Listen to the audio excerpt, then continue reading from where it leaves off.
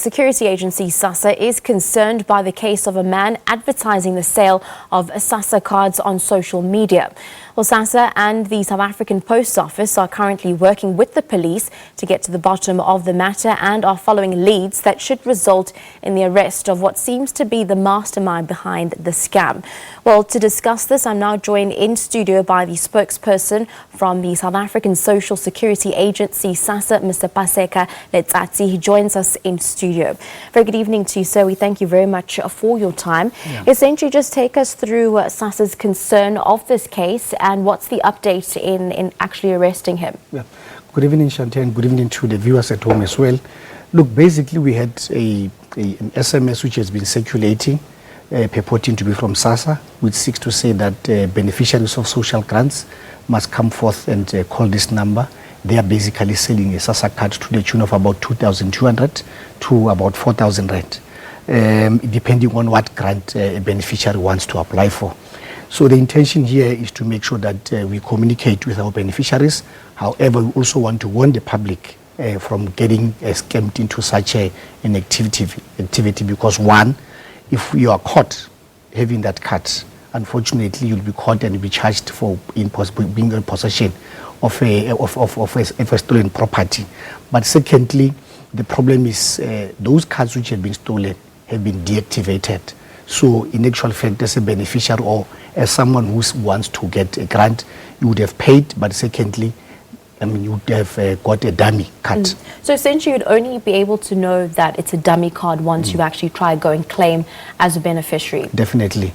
You would know because immediately when we got hold of the information, we deactivated them immediately. So beneficiaries or whoever that would want to withdraw money, unfortunately, they won't be able to access their money. But because we are working hand in hand with the South African Police Services, we are warning the public because they risk the danger of being arrested as well. Does SASSA communicate with its beneficiaries via SMS? We don't do that, Shante. If we do that, there's a particular way in which it's legal that we have to communicate. So how is a beneficiary, if I'm watching now, if I'm a beneficiary of SASSA, how do I know then that the communication of an SMS that I've received is that of SASSA and not of a scammer? We would not request our beneficiary, for an example, to give us their ID, but secondly, all SASSA, what it does, whatever products which SASSA gives to the public is free of charge. So we are not going to sell any product as beneficiaries know that if they come to office, all that we simply need for them is certain particulars, the ID and so on.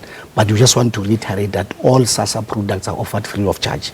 But secondly, if a beneficiary is not sure about what is happening, there's a toll-free number that they can call so that we can be able to assist them, which is 0800 60 10 11. Now, you mentioned earlier that if one was found in possession of having a stolen card, that they would be held to book. But, you know, as someone possibly of the elderly, of the frail, how would I know that I'm actually in possession of a stolen SASSA card? The first one is that we reiterate our position that SASSA products are free of charge. But secondly, if beneficiaries would want to apply, beneficiaries, we do what we call beneficiary education in terms of educating our beneficiaries, especially those who are coming for the first time, in terms of what is it that they are supposed to do for them to be able to be enrolled so that they can be able to get the grant. So we know, for an example, as an organization, that our people know and understand exactly what is needed out of them for them to be able to access a grant. Once again, any beneficiary that's watching, what essentially do they have to be wary of when it comes to anything to do with their card and being a beneficiary? No, I think what we need to reiterate to our beneficiaries, and we know that our beneficiaries are very much responsible, is that one, we are not, all SASSA products, if they come to our office, we will never in any case as an organization sell them whatever product that we need to sell them is free of charge. Whatever that you come and get from SASSA, you get it free of charge. So that's what the beneficiaries have to know. But secondly, if we have to negotiate with our beneficiaries, we have a proper ways of communicating with them. We don't communicate with our beneficiaries through an SMS because we know that every time when we try to make sure that our processes are tied up, someone tries to make sure that they are 4 steps ahead of us and defraud our beneficiaries. Thank you very much for joining us in studio. Paseka Letsatsi, the spokesperson of the South African Social Security Agency, SASSA, just taking us through some of the concerns. Of course, fraudsters trying to scam some of the SASSA beneficiaries, also noting that there are stolen cards during the round, also giving word of advice, never give your ID number, and as well as SASSA would not necessarily communicate that important information via SMS. We're going to take a short